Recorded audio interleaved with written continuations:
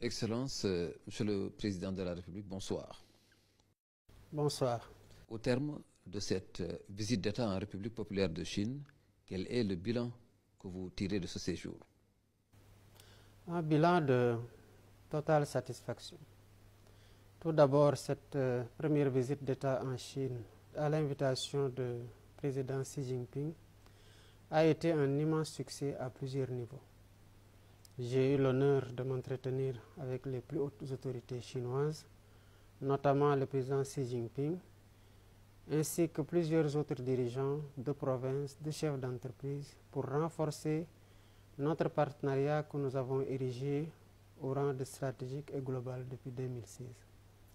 Nous avons signé une dizaine d'accords de partenariat, notamment dans des secteurs stratégiques comme l'agriculture, l'industrialisation, le numérique, l'eau, l'énergie et l'économie bleue. Ces accords assurément permettront d'accélérer des projets essentiels pour le développement de notre pays.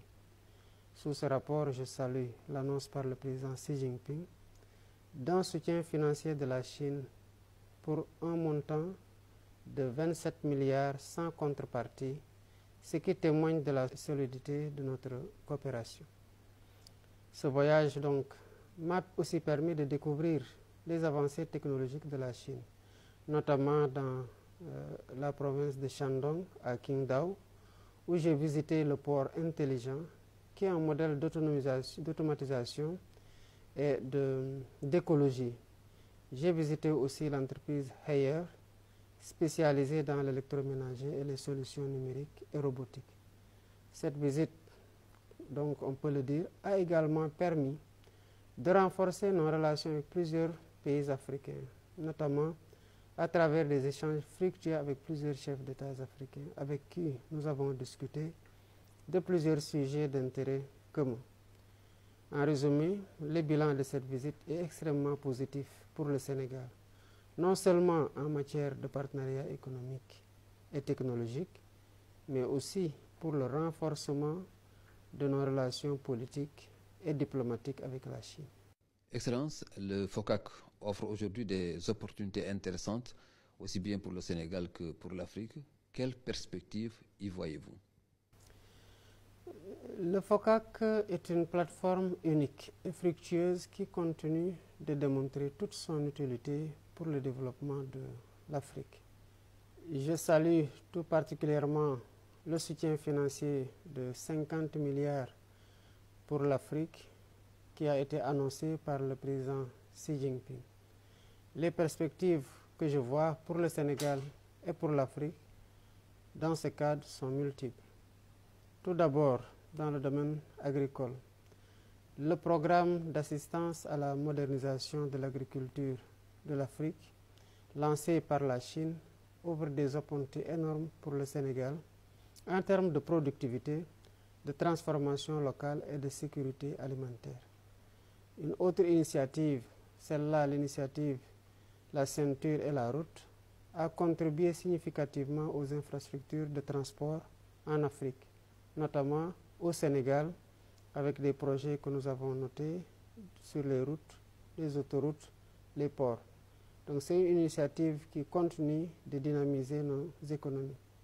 Nous avons également discuté d'investissements dans l'industrie manufacturière, la recherche technologique, la santé et les énergies renouvelables.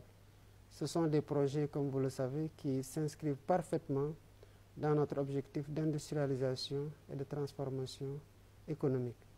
Donc, pour l'Afrique, la montée en puissance de la zone de libre-échange continentale africaine, la ZLECAf, offre aussi une opportunité de renforcer les échanges intra-africains et les investissements chinois dans les domaines des infrastructures transfrontalières qui peuvent faciliter cette intégration en renforçant la connectivité. Enfin, le FOCAC renforce les liens historiques entre l'Afrique et la Chine et plus largement le Sud global, en ce qu'il nous permet de faire entendre une voix africaine plus forte sur la scène internationale, car nous défendons tous ensemble des principes d'égalité, de respect mutuel et de bénéfices réciproques. La Chine semble avoir une nouvelle approche du multilatéralisme. Que pensez-vous de cette orientation de la coopération sino-africaine?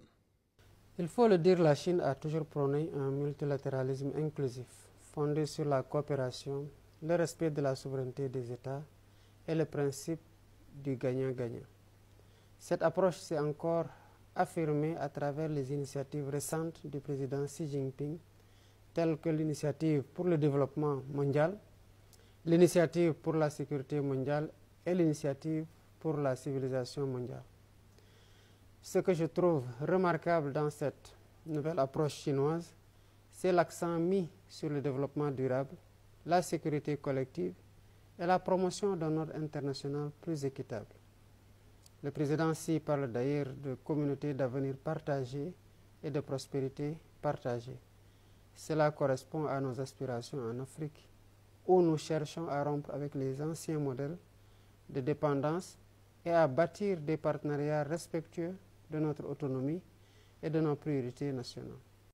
La Chine aussi a montré son engagement pour une gouvernance mondiale plus juste, où les voix des pays du Sud global, y compris donc de l'Afrique, doivent être écoutées et respectées. Le soutien de la Chine à l'intégration de l'Afrique dans le commerce mondial, ainsi que la réforme des instances internationales comme les Nations Unies, est un exemple tangible de cette volonté affichée par la Chine. En outre, cette approche multilatérale vise à s'adapter aux défis contemporains tels que les pandémies, les changements climatiques et les menaces sécuritaires. La Chine propose donc une approche plus pragmatique et inclusive qui donne aux pays africains les moyens de prendre leur destin en main. Pour l'Afrique et le Sénégal, donc, ce que nous pouvons dire, c'est que cette approche est bénéfique car elle encourage des solutions globales à des problèmes globaux tout en respectant les spécificités et les priorités locales. Merci beaucoup, Monsieur le Président. Merci beaucoup.